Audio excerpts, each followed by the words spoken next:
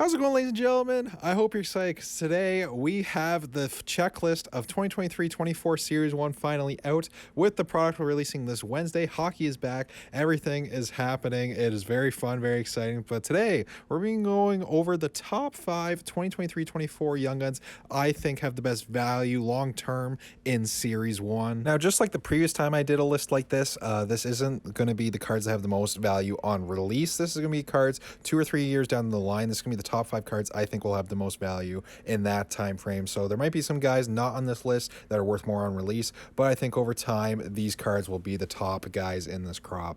And if you guys are brand new to the channel, make sure you slap that subscribe button. We are currently running our 1,000 subscriber giveaway. That was the last video we posted, the giveaway entry video. I'll leave a card to it up in the top right. Make sure you go ahead and enter that giveaway. Drop a like on this video and comment down below what 2023-24 Series 1 Young Guns you guys are looking forward to hunting. And make sure you follow us over on Instagram as well at Arc Sports Cards. And without further ado, let's get into number 5 on our list of 2023-24 Series 1 Young Guns. I'm also going to start off this list by saying I'm not really high on this crop. I think there's a lot of depth issues and not really a ton of superstar upside in this young crop, but with our number 5 pick you can swap him up with a bunch of other guys in this list. But I'm going to go with Luke Evangelista of the Nashville Predators. He showed last year that he can be a top 6 forward in the NHL, and I think if he's a top 6 forward, his cards could have some value. Evangelista spent his time in the OHL playing for the London Knights, and he did look very good playing for the Knights, and he was a second round pick to the Nashville Predators a couple of years ago, and he saw some NHL action last season. As you can see, he's had steady production so far in his career. 41 points in 49 NHL games last year, as well as 15 points in 24 NHL games,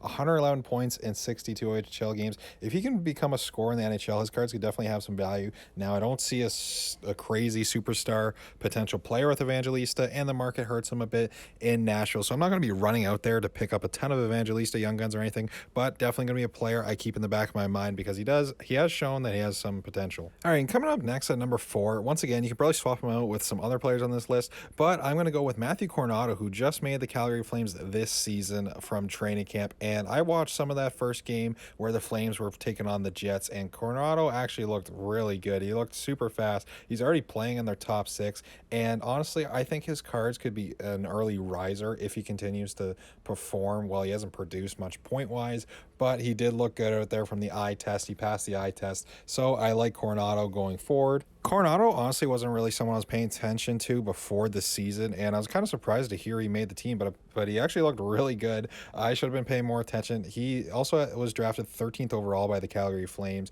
He was over a point per game there at Harvard as well. I like Coronado, but I got to see him take a step. I got to see him get some point production before I really get invested. But like I said, he passes the eye test. He's already got a spot in that Flames top 6. It'll be interesting to see what the Flame season looks like. He's in a good card market. I like Coronado, but once again, like Evangelista, could definitely swap him out with some other players. I think Coronado is most likely just going to be a solid NHLer. I don't know if he's going to be a superstar similar to Evangelista, and that's what a lot of the Series 1 crop is. There's a lot of good, like, solid guys that are going to be NHL players, but are they going to be superstars? Probably not. Series 2 definitely going to be the more stacked out of Series 1 and Series 2. You're going to have Connor Bedard, Adam Fantilli in there. Everyone's going to be chasing Series 2. Series 1 will be interesting to see what it looks like 2 to 3 years down the road.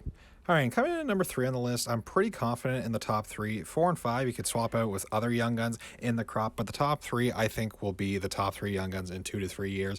Number 3, we got Devon Levi of the Buffalo Sabres. I will put a quick asterisk on this because Devon Levi has not played a whole lot, and goalies are voodoo in this hobby. Goalies can go on hot stretches and go on cold stretches and completely lose their value or completely jump in value, and Devon Levi, so far in his early career, looks like he's going to be a star in this league. Now, does that continue with a poor Buffalo defense? They're a very offensive-minded team. We'll have to wait and see over a full season, but if Levi can keep it up and become the starting goaltender for this Sabres team, because this Sabres team, they honestly look like they're set for the future. They got so many good contracts. They just extended Darlene and Owen Power on top of the Thompson and Cousins extensions last year. If they can get something going in Buffalo with Levi at the front of it, he's going to have some value down the the road, and it's going to be someone I'm going to want to invest in. Devon Levi last year in 7 games had a 905 save percentage, and keep in mind, the Sabres threw him in when they were in the middle of a playoff race, and it was probably the most exciting hockey the Sabres have had in over a decade, and Levi was the guy they went with, so that shows how much faith this organization has in him, as well as he had a 935 save percentage at Northeastern and a 952. Absolute insane numbers. If he can get any kind of production like that, obviously he's not going to have a 950 in the NHL, but if he can get like to a 930 save percentage and be one of the best goaltenders in the NHL, that's somebody I want a piece of because he's in one of the best markets as well.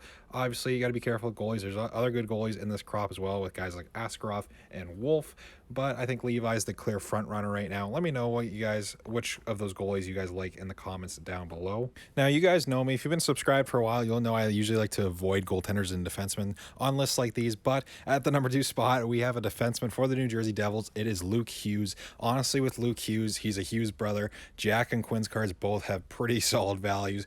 I think Luke Hughes could definitely get to Quinn Hughes' level of card values, and Quinn Hughes' Young Guns still sells for around $50 Canadian 3 or 4 years after his Young Guns is released, so I think that's roughly where Luke's going to be as well. Is he going to be a superstar in the league? Quite possible, but there's a lot of competition on that New Jersey Devils blue line. Dougie Hamilton's not going anywhere. There's a lot of questions with Luke Hughes, but you can't deny that he looks good so far in his young career. Hughes only played 2 games for the Devils last season near the end, where he registered 2 points in those 2 games, as well as he got into 3 playoff games where he had 2 assists. If Hughes can be the defenseman on this blue line that the power play runs through, his cards could definitely get to Quinn Hughes level where he's a little under a point per game. I don't know if he can beat out Dougie Hamilton. I don't know how long that's going to take. Will he be the number 1 defenseman in 2 years? You guys let me know down in the comments below.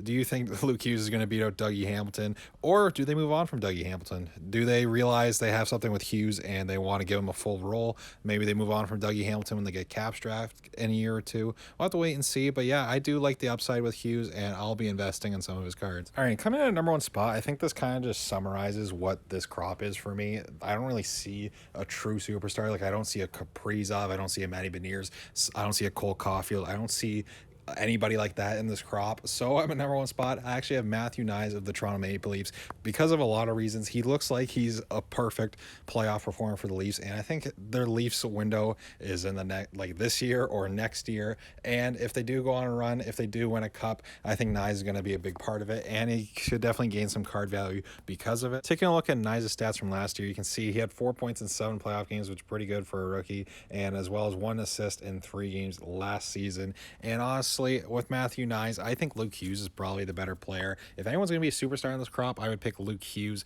but with the market and the cup contention, I just think Matthew Knies' cards will have the most value in 2 years. I'd also be very surprised after this season if the Leafs are able to find a way to keep William Nylander. So if Nylander leaves, that opens up a big-time role for a guy like Matthew Knies, still on his entry-level contract, to expand his role next season if he plays well this season in his rookie year. Honestly, I like Knies mostly because of the market. He's probably just a top 6 forward, but a top 6 forward on the Leafs is better than a top 6 forward on the Panthers per se. So yeah, overall, not loving this crop, but definitely some interesting names. So that just about does it for our top 5 23-24 Series 1 Young Guns list. Let me know down in the comments below if you think this list is absolute gibberish. Let me know down in the comments who your favorite Young Guns in this crop is. Drop a like on this video. Make sure you subscribe and check out our 1,000 subscriber giveaway. Like I said, link in the description for that. Thank you all so much for watching today's video. Take care, everyone. Have a good one.